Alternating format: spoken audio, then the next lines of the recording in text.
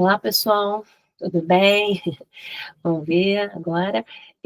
Vou começar uma aulinha aqui para compensar aí, o tempo, né, que a gente não teve em função, hã, do curto espaço de tempo, né, e eu vou falar agora sobre a parte de abate, dos bovinos, ok? Para vocês terem também essa complementação, com essa aula, complementação de de grade, né.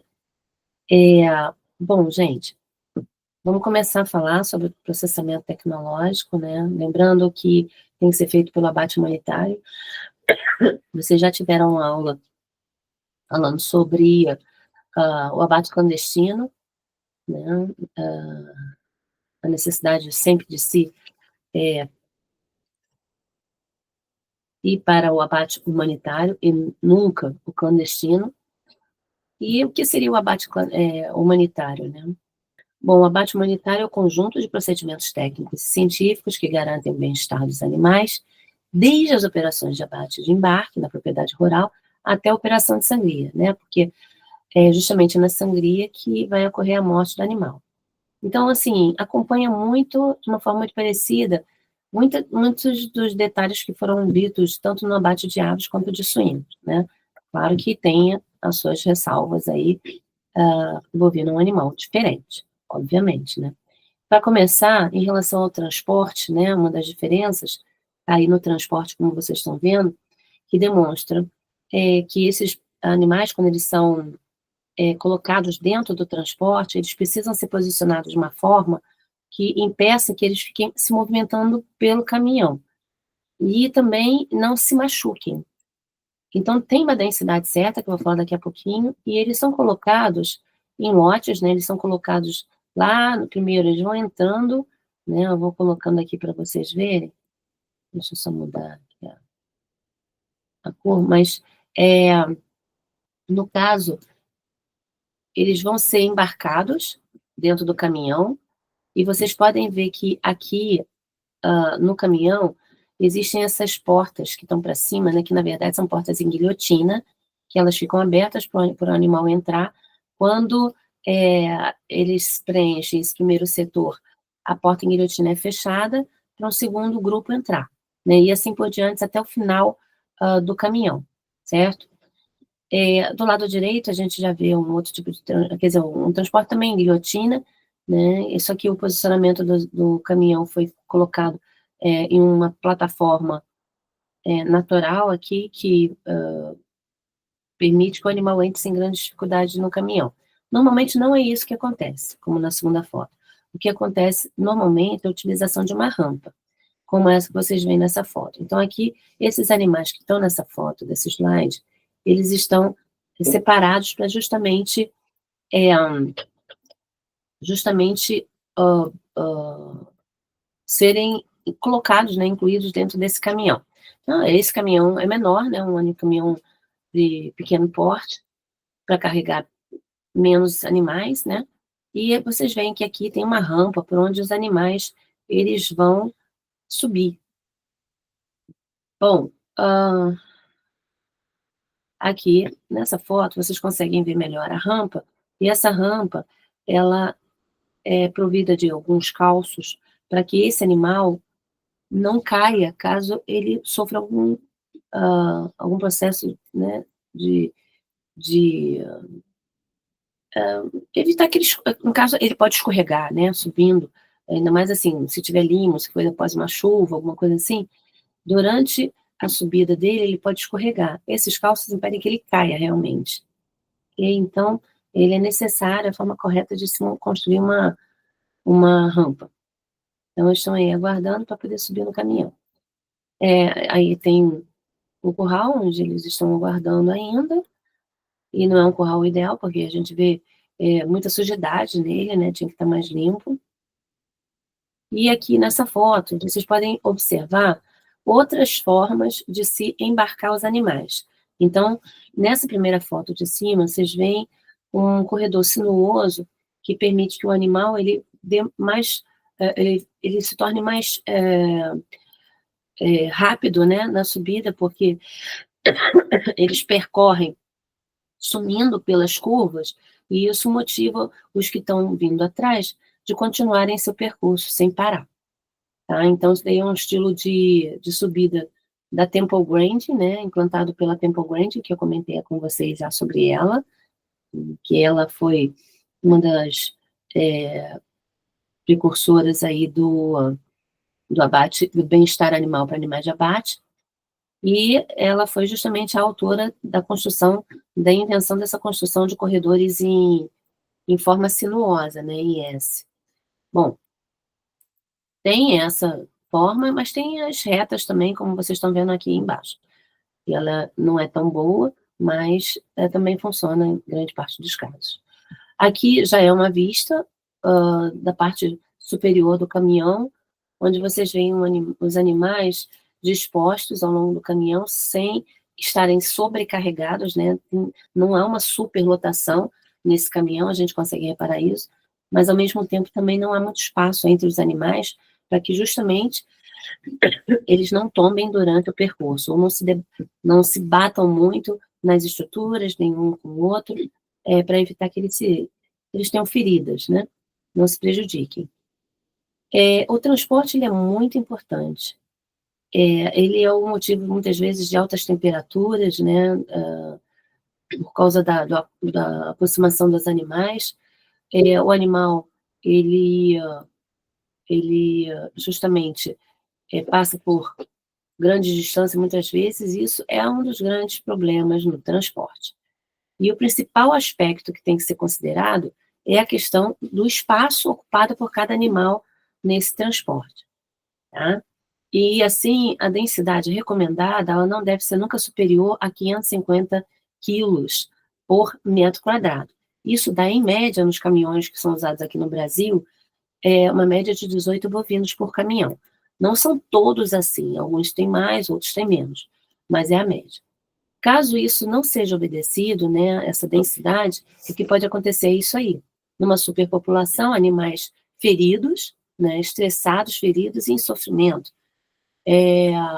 E, às vezes, quando se tem muito espaço, esses animais, eles se movimentam muito e, às vezes, se machucam, às vezes colocam a pata para fora e aparece isso que vocês estão vendo nessas fotos, o que é inadmissível para o transporte de animais vivos.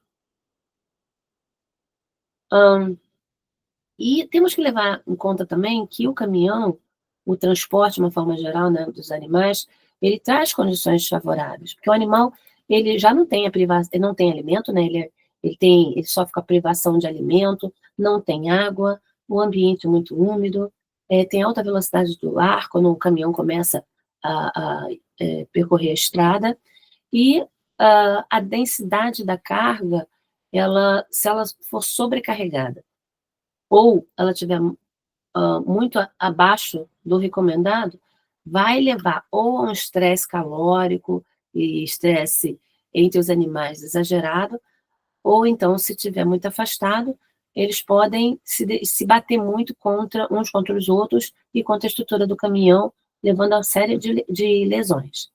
Bom, então, essa parte do transporte é um momento de estresse para os animais. Leva, assim, à hipertermia e aumento da frequência respiratória. E a gente sabe que a hipertermia, ela vai levar o animal à condenação. E como que a gente sabe que ele está hipertérmico?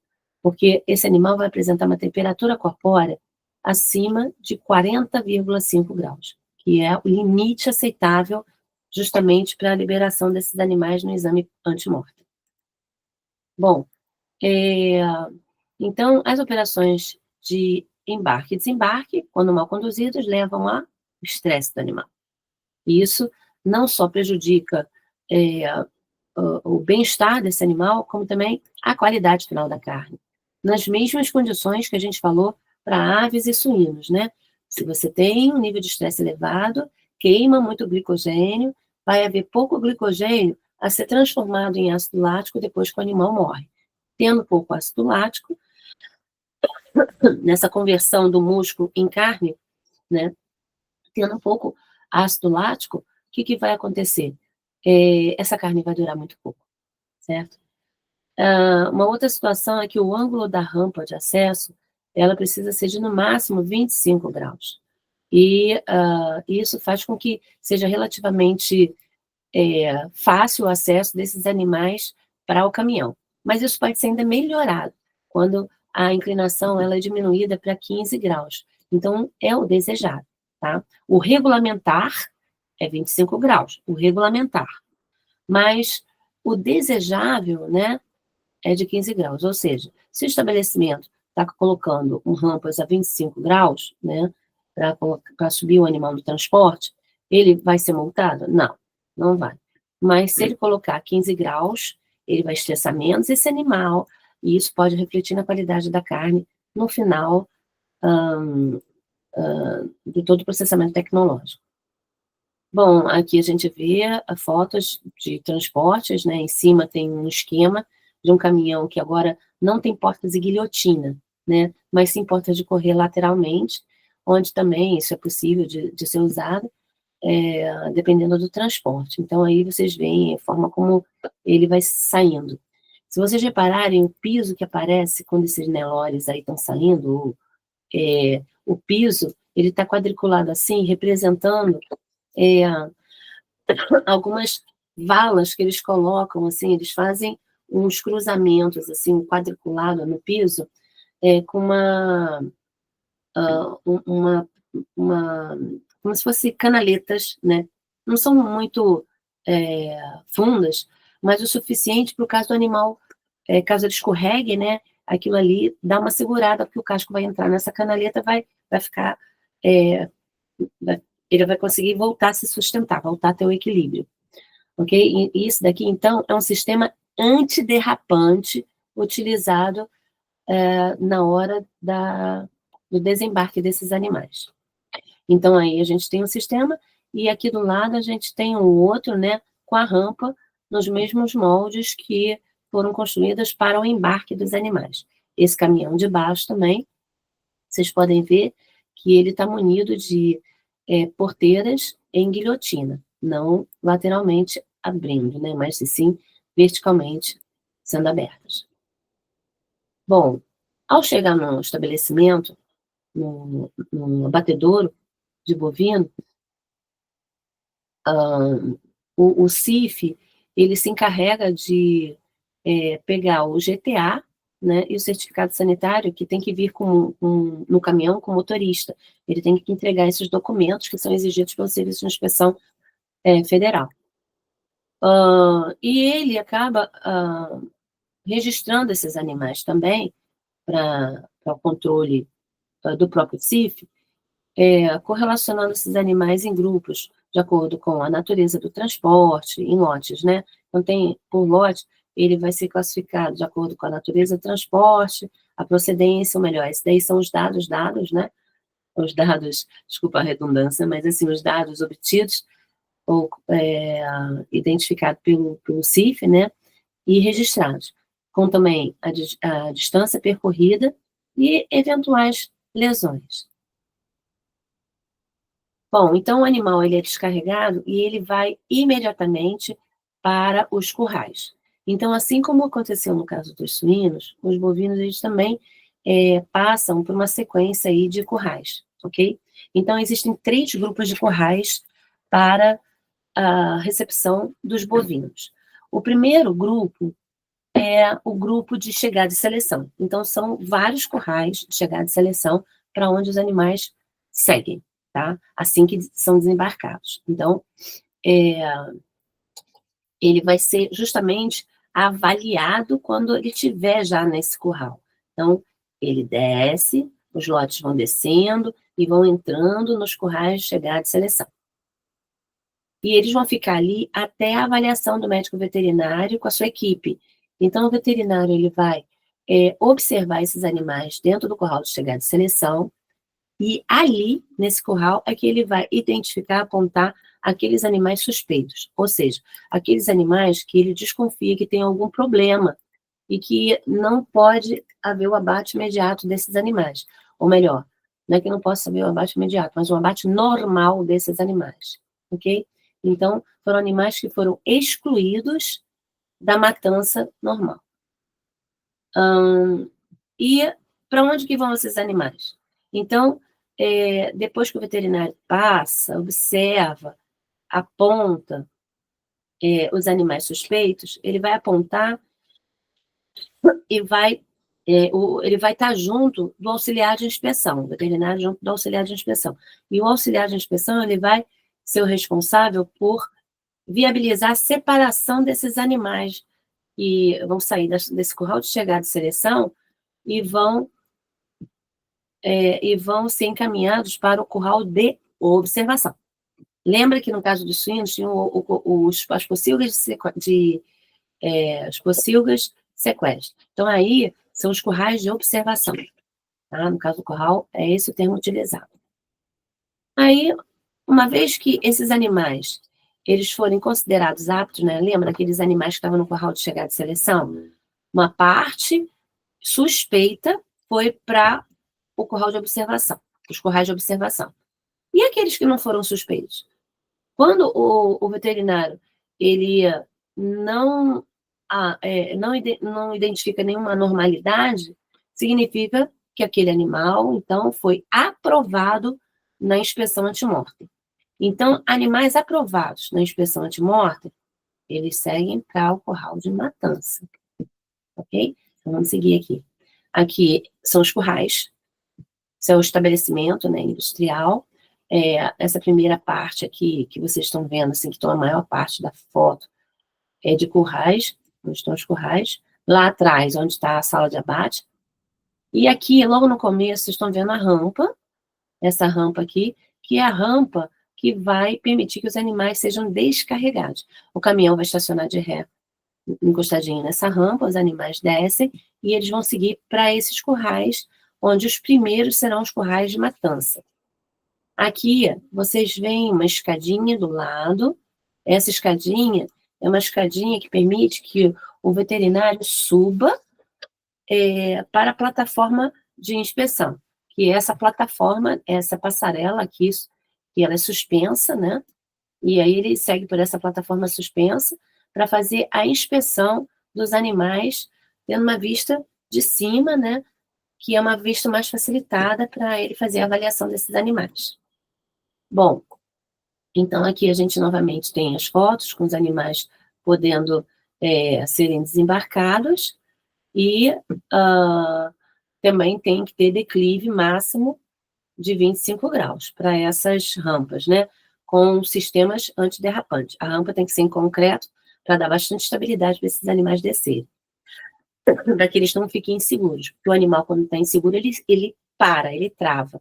Então, para ter fluidez na descida, tem que ter bastante firmeza essa rampa, por isso elas são de concreto.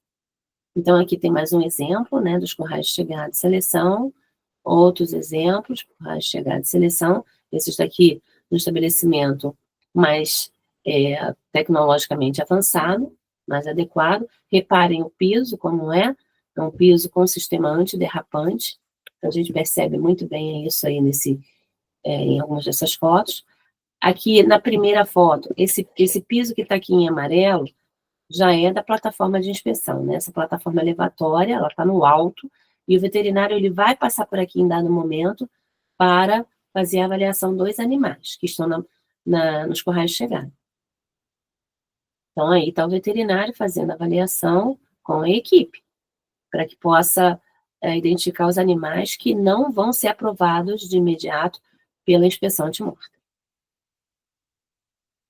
E depois o auxiliar de inspeção ou alguém do frigorífico ajuda também para poder fazer a separação desses animais e conduzir aqueles animais do curral de chegada e seleção, aqueles animais que não foram aprovados, para que eles sigam até o outro curral, que é o curral de observação. Bom, então, os currais de chegada e seleção, o que vai acontecer com eles? Eles vão receber os animais para abate, quer dizer, quais são as características dele, né? Ele recebe os animais para abate, são vários os currais, aí assim os animais têm condições de serem separados em lotes, de acordo com o sexo, com a idade, com a categoria, com o proprietário, e nesses currais é que vai ser exercida a inspeção antemortem. O tamanho desses currais nunca deve ser inferior aos currais de matança, que são os últimos currais. Então, o animal ele chega no curral de chegada e seleção. Ou ele, então, daqui, né, do curral de chegada e seleção, ou ele vai para o curral de observação, que é difícil todos eles passarem direto. Um ou outro vai para o curral de observação, né? E, no caso, os demais que estão aprovados pela inspeção vão, então, para o curral de matança. Então, vamos lá. No caso da inspeção antemortem, né? A inspeção antemortem ela é realizada de forma a exigir e verificar os certificados de vacinação e sanidade do gado. Então, é a parte burocrática, né? Documental. Isso faz parte da inspeção antemortem.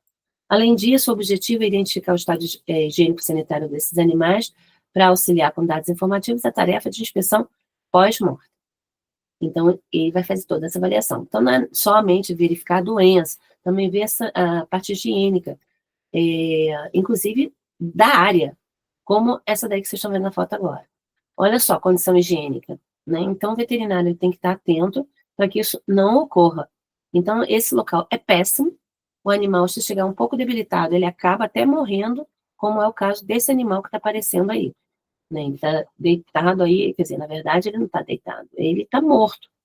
Ele já deve ter chegado meio debilitado, acabou morrendo, né, devido também às péssimas condições, né, do local. Então, você vê buraco, acúmulo de urina, de água, que pode ser de chuva também, muita lama. Essa é uma sujidade que não é uma sujidade recente, né? Não é desses animais. Muito provavelmente de outros que já passaram por esse curral antes e não houve a higienização adequada. Então, isso tem que ser resolvido. Bom, então, no curral de chegada, ocorre essa inspeção para identificar e isolar os animais doentes ou suspeitos, né? Acaba que eu estou reafirmando isso que eu já falei antes, né? E onde se tem que fazer um aprimoramento das condições higiênicas dos currais e seus anexos. Bom, o curral de observação, então, ele tem o objetivo o quê? De receber para observação e exames mais detalhados dos bovinos que na inspeção antemortem foram excluídos da matança normal por suspeita de doença. E aí esse curral deve ser localizado perto dos currais de chegada de seleção, né? Porque, afinal de contas, o animal debilitado não pode andar muito tempo até chegar a um curral muito distante. Mas também não pode ser muito junto, porque, afinal de contas, esses animais estão doentes. Então, eu não quero que ele fique tão perto, assim, dos animais que estão sadios.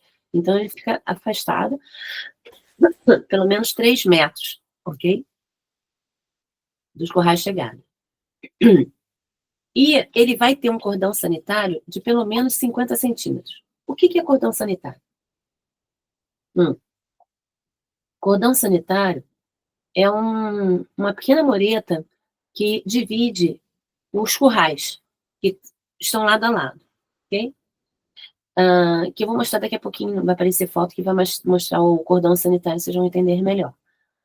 Bom, dentro do curral de observação, como os animais estão suspeitos, né, são animais suspeitos, muitas vezes eu preciso de um brete de contenção para colocá-los, por exemplo, para aferir uma temperatura.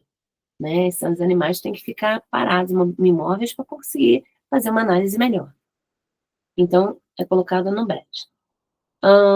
No caso, a área desse curral tem que ser no mínimo de 5% da área total dos currais de matança, e, além disso, tem que ser identificado com os dizeres curral de observação privativo da Inspeção Federal, ou seja, não pode outras pessoas entrarem, só quem é da Inspeção Federal. E tem que estar numa tarja vermelha, né? Como a gente vê aí, né, fica até fácil você entrar no setor de currais e identificar qual é o curral de observação, porque é o único que deve ter um indicador vermelho ali, mostrando que ele é um curral de observação. E, além disso, tem que ter a plaquinha informando, como vocês veem na primeira foto aqui, certo? Para onde vão os animais suspeitos. Então, você vê aí um animal suspeito, muitas vezes o aluno fica perguntando, mas Jamie, como é que vai conseguir ver que o animal está mal, né, que não está bem? Ele vai ter um comportamento diferente, dos demais animais, e alguns sinais, ou até sintomas que ele possa apresentar. Então, aqui, por exemplo, a gente vê um animal com cialorreia.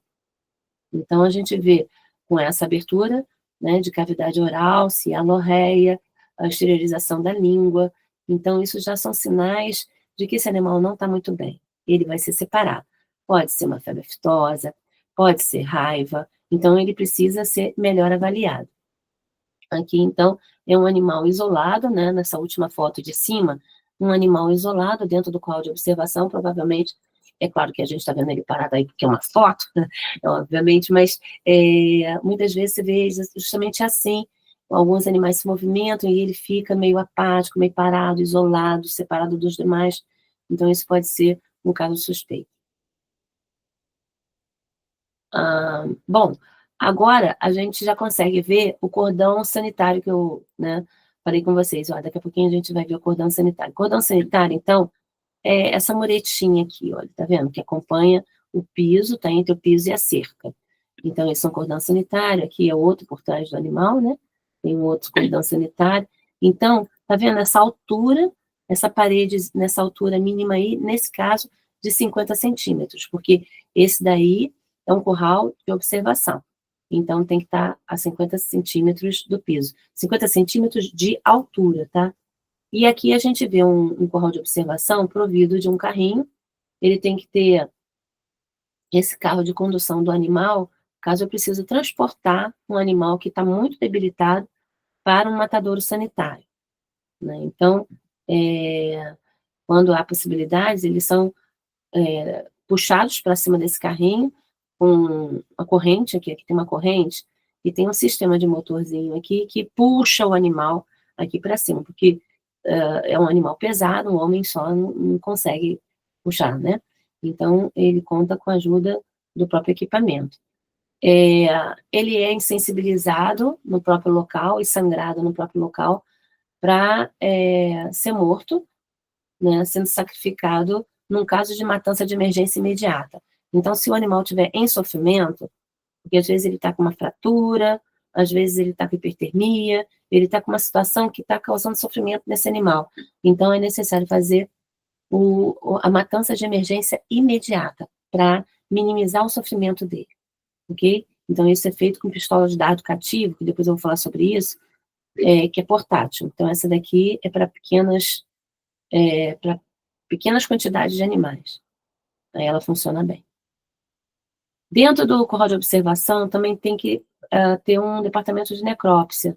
Nesse departamento tem uma pia, que tem acionamento a pedal, tem que ter saboneteira, tem que ter desinfetante para o local, tem que ter uma mesa metálica que é fixada na parede, para poder, caso tenha que colocar peças do animal em cima, ela não corra, né, porque são pedaços, são partes, né, ou animais inteiros ali que são pesados, então ela tem que ser fixa para dar firmeza. Tem que ter um armário metálico, né, de estrutura metálica para guardar o material dos instrumentos que são usados na necrópsia e também dos desinfetantes que precisam para posterior higienização. Também deve ser provido de carrinho metálico com tampa articulada, então é tipo um mini container, um pequeno container, que vai ter uma abertura articulada, né?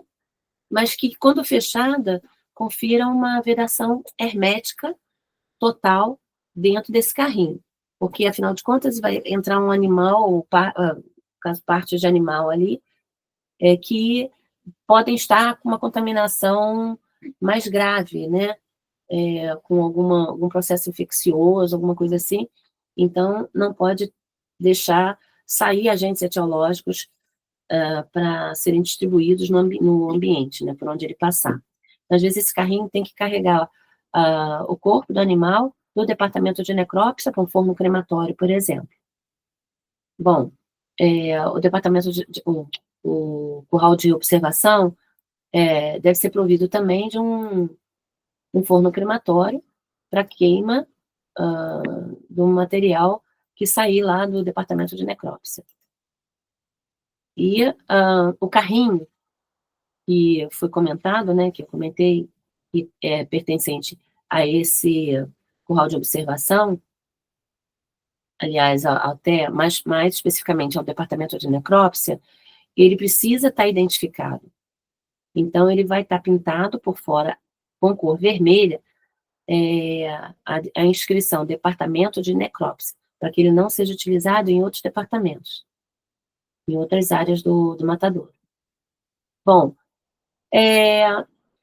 no caso, todos os animais que depois forem aprovados, né, eles vão seguir, ou mesmo que seja com restrição, porque às vezes assim, o animal chegou com algum problema, chegou com febre aftosa, mas ele pode ir para o abate, né? Ele vai para o abate de emergência imediata, que seria o quê? Seria um abate depois, esse animal não está em sofrimento exatamente, né? Apesar de estar doente, mas ele não chega a estar em sofrimento. Então ele vai ser abatido, mas ele vai ser abatido no final da linha. Eles vão ser os últimos a serem abatidos, ok? Os animais que vão ser abatidos primeiro, lá na sala de matança, né, tradicional, no bloco industrial, são os animais que foram aprovados pela inspeção logo assim de início. Então, aqueles animais que saíram lá do curral de chegada e migraram depois diretamente para o curral de matança. Tá bom? Então, os animais que após a inspeção antemortem foram julgados aptos para o abate, eles vão para o curral de matança.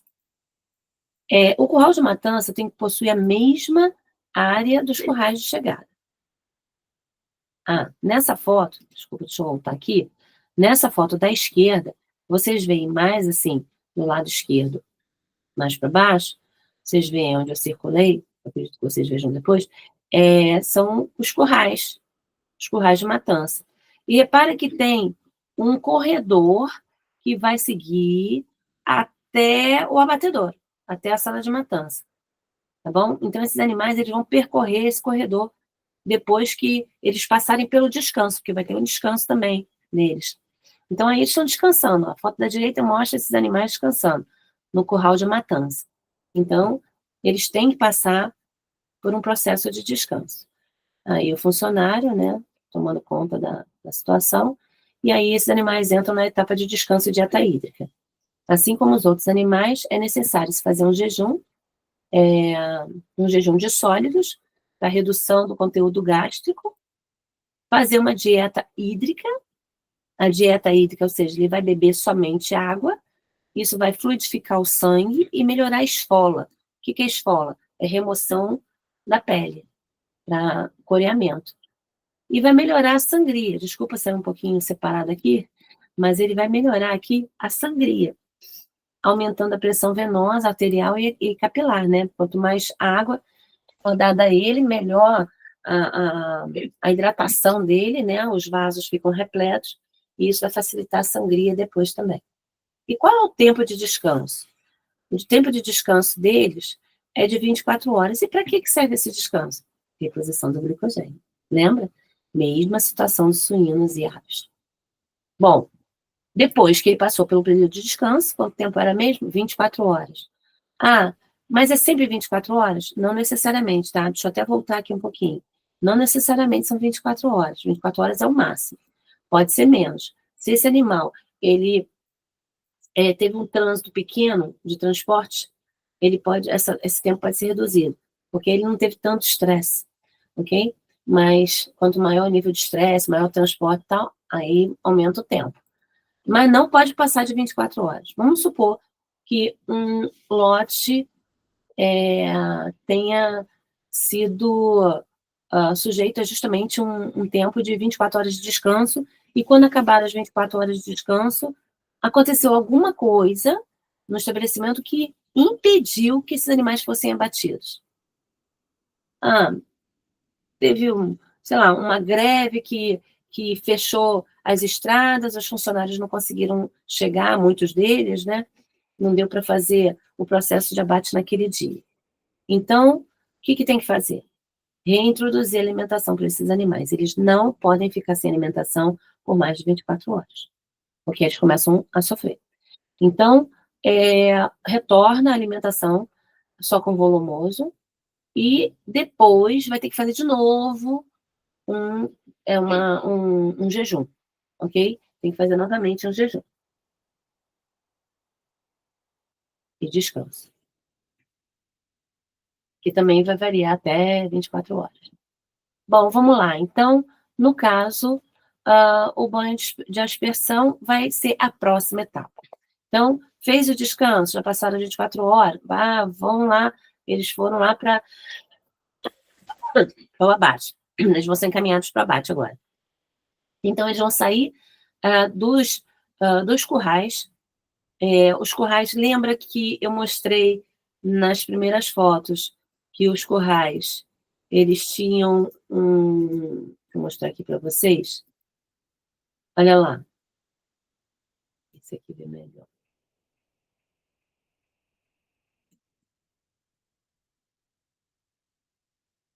Tem uma foto aqui. Esse aqui.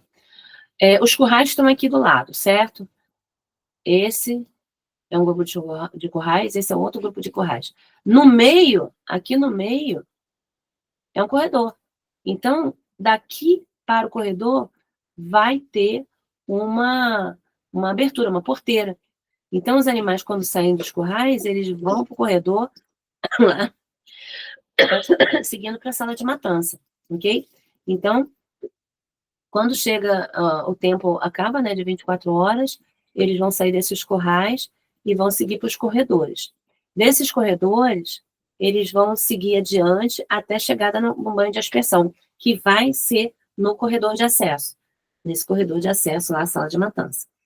Então, o banho de aspersão é feito com água a uma pressão de 3 atmosferas, onde eles vão ficar ali por 3 minutos, tá?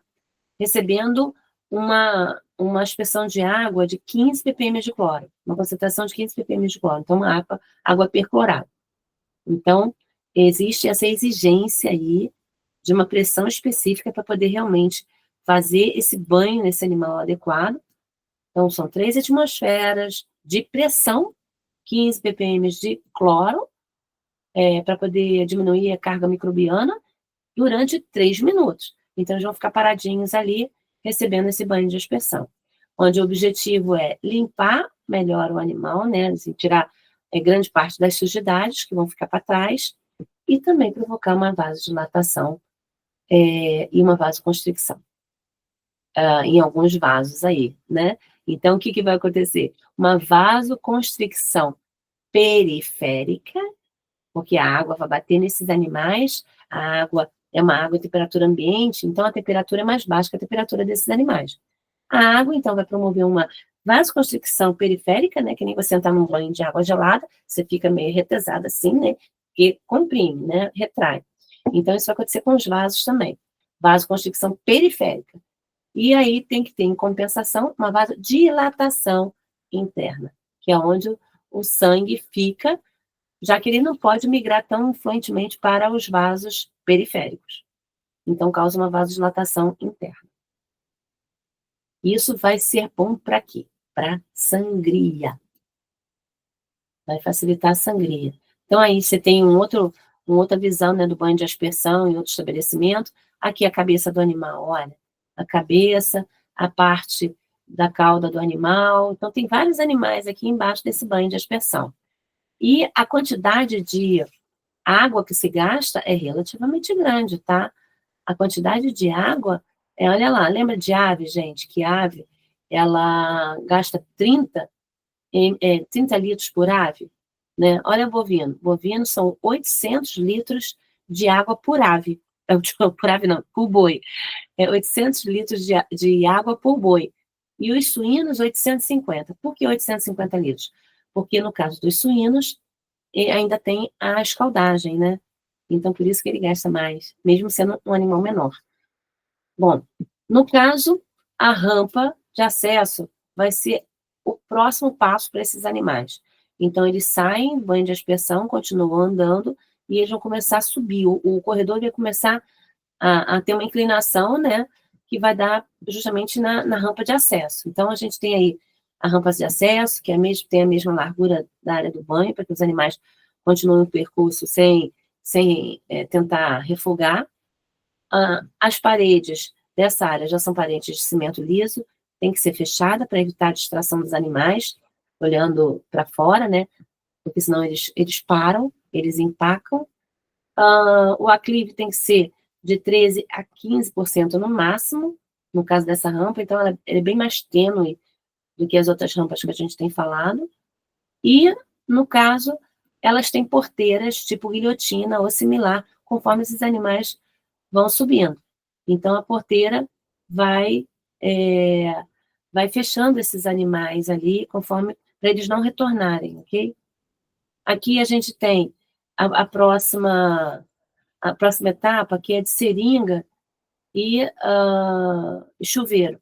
Então, no caso, aquela rampa, ela vai finalizar, e assim que ela finaliza, esse corredor vai começar a fazer uma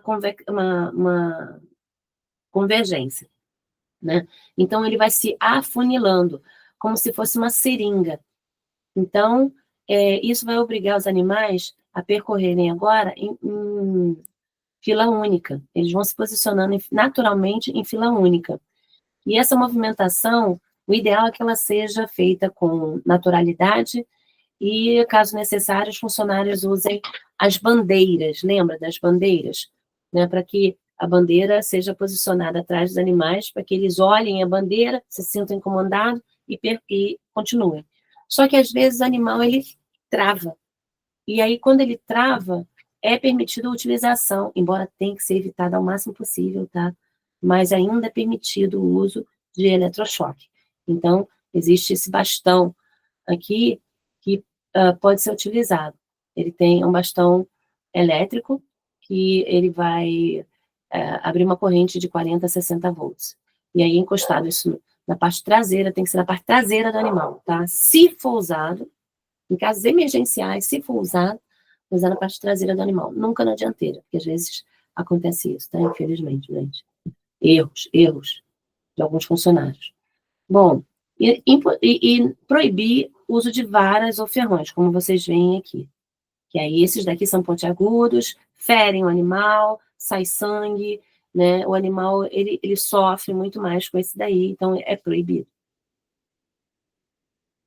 Bom, aí tá a seringa, vou mostrar para vocês, e a porta em guilhotina aqui, tá vendo? Que ela tá fechada, que ela estava suspensa. Daqui é o portal, né? Essa parte de cima aí é o portal da porta em guilhotina, que você vê lá no final dessa seringa. Ou melhor, no começo dela, né? Porque o final é mais pertinho da gente.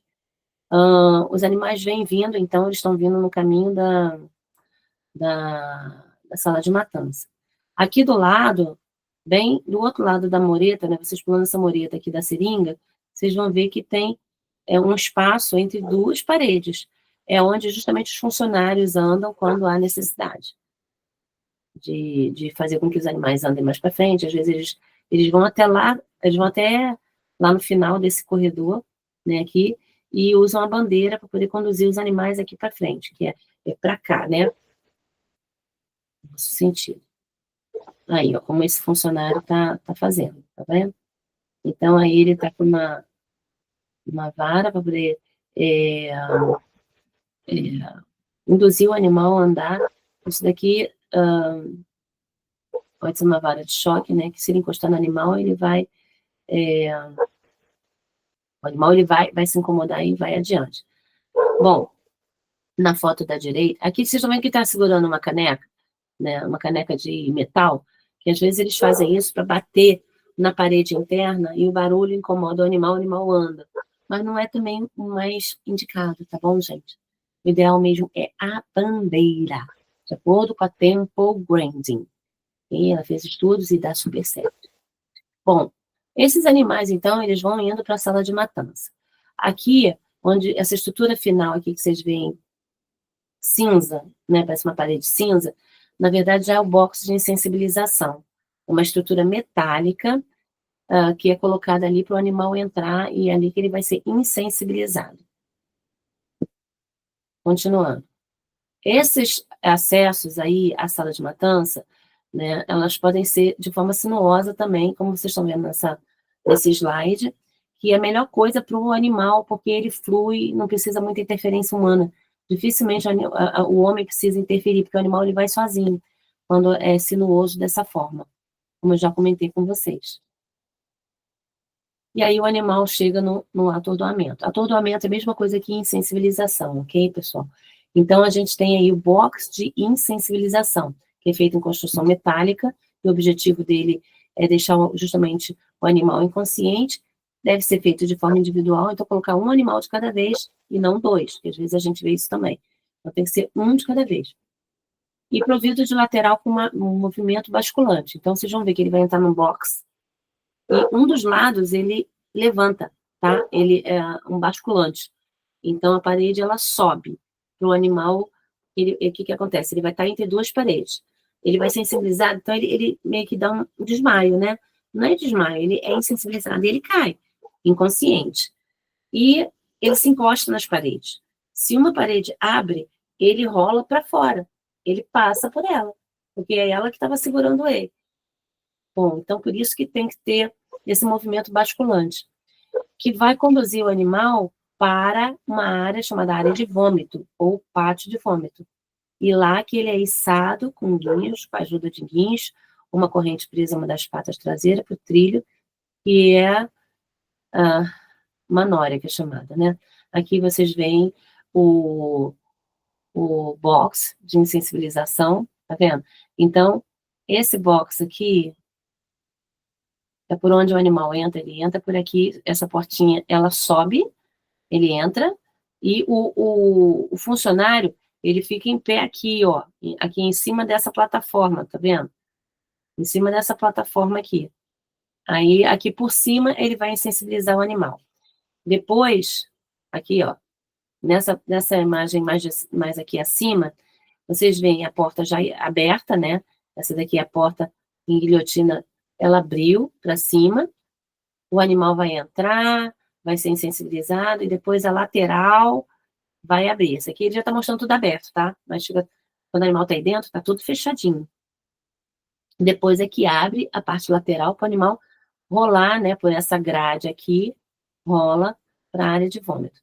O melhor desses equipamentos, daí são fotos tiradas, são imagens que eu peguei de lugares que vendem esse equipamento, entendeu? Então, essa daqui última, vocês veem que o pátio de vômito ou a área de vômito, vocês vão entender porque daqui a pouquinho, que se chama assim, mas aqui vocês veem uma área que ele fica recolhido, então ele é a melhor que tem, porque contém o animal ele não se esparrama muito pela área, ele fica contido aqui, fica mais fácil de manuseá-lo. E ele vai vomitar, esse animal vomita quando ele é içado. Porque por mais que ele tenha tido jejum antes, ainda tem um resíduo no conteúdo, no estômago deles, né? Então, isso, quando ele é içado, por gravidade, o conteúdo sai, ele sai. Lembrando que os esfíncteres, né, eles vão estar, o cárdia, por exemplo, os esfíncteres todos vão estar relaxados nesse momento. Então, o conteúdo retorna, e o animal vai ser içado, o estômago acaba um comprimindo o outro, são 4 estômagos, um comprime o outro, e aí eu empurro o conteúdo para fora, né, o restinho de conteúdo que tinha. Ele vai, então, expulsar aquilo ali, produzindo um conteúdo parecido a um vômito. E aí, quando esse vômito passar por essa grade, é mais fácil, né, de higienizar, nesse caso aqui, da última imagem. Mais fácil de higienizar a área, e o vômito, ele não vai sujar tanto a área, onde outro animal depois vai tombar ali por cima também. Bom, como que ele vai ser insensibilizado? Ele vai ser insensibilizado com uma pistola chamada pistola de dado cativo, ela é pneumática, e ela tem que ser posicionada, uma pistola relativamente pesada, mas ela tem um cabeamento hidráulico que faz com que ela fique leve para o manipulador. Então, o Magaref é o pessoal que trabalha com a matança. Ele vai posicionar essa pistola a 90 graus da face craniana desse animal. Então, a gente vê aqui esse posicionamento de 90 graus. Além de estar a 90 graus, ele tem que ter cuidado de onde ele vai encostar a pistola. Tem um local certo, que eu vou falar daqui a pouquinho. E essa pistola que vocês estão vendo nessa imagem, é uma pistola de dardo cativo penetrante, porque tem a penetrante e a não penetrante. A penetrante é essa pistola, a pistola ela é dotada de um cano, né? Dentro desse cano tem o dardo, né? Então tem o cano. Então, quando ocorre o disparo, o cano sai, ou desculpa, o dardo sai. Quando ela é penetrante, ele sai mais ainda, né? Se exterioriza ainda mais, porque tem que perfurar o osso craniano. Agora, da face anterior aqui, né? Agora, quando ela é não penetrante, não sai tanto. E o dardo, ele é um pouquinho mais rombudo. Então, ele bate, causa um tipo de um traumatismo craniano no animal. Ele vai ter um efeito de insensibilização também. É como se ele tivesse sido nocauteado. É um efeito muito parecido com a luta de boxe, quando tem os pugilistas, né, lá, é, socando um ao outro, e às vezes um cai nocauteado.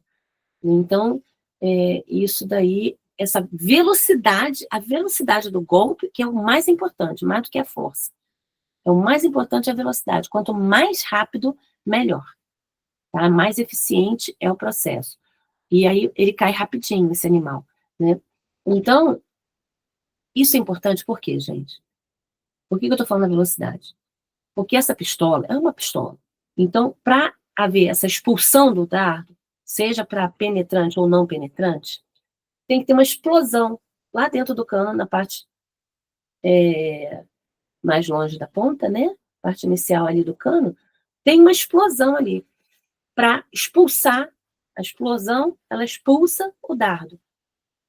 Essa explosão, ela é feita com pólvora, né? Tem o disparo do gatilho e a pólvora que estoura, né? Então, quando a pólvora estoura, né, causa a explosão ali dentro, e o dardo sai, ele leva um pouquinho dessa pólvora. Mas o dardo volta. Quando ele volta, pode ser que uma parte da pólvora fique no cano. Então, com o acúmulo de pólvora que vai acontecendo no primeiro disparo, segundo disparo, terceiro disparo, né, cada animal que vai passando vai recebendo um disparo. Então, passou outro disparo, outro disparo.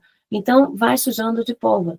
Então, o fabricante ele tem uma indicação de fazer com uma certa frequência ali a limpeza dessa pistola.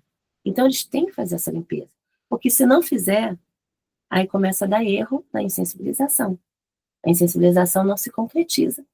O animal vai cair, mas ele não vai estar insensibilizado. Ele cai, mas ele não vai ser insensibilizado. Tem como ver que depois eu vou falar sobre isso, ok? Mas a pistola é justamente para causar a inconsciência desse animal. E ela tem que estar sempre vindo de uma... tem que estar sempre limpa para poder ser eficiente. Bom, aqui, aí, tá vendo o estouro da pólvora? Aqui na primeira foto, a gente vê a explosão. Tá? Então, isso é para acabar com o sofrimento do animal, para não ter mais sofrimento, porque se não tivesse isso, antigamente era marreta que usava. Então, tinha muito sofrimento ainda do animal. Agora, não. Agora, com a pistola do cativo, o animal cai na hora. A partir do momento que ele caiu, ele parou, ficou inconsciente.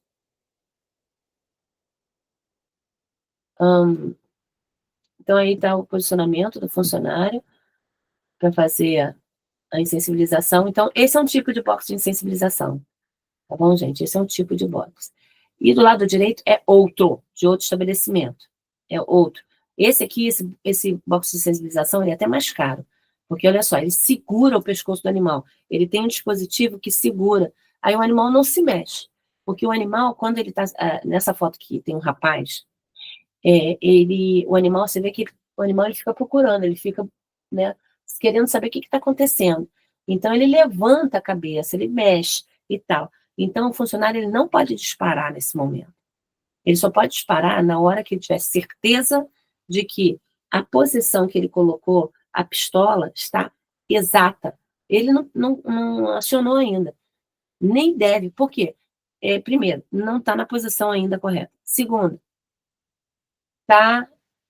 não está 90 graus.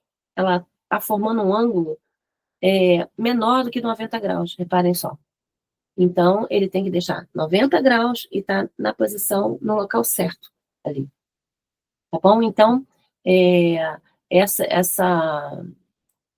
box de sensibilização do lado direito, né, esse último aqui que aparece, ele é melhor porque segura a cabeça do animal, então fica mais fácil do funcionário fazer o golpe.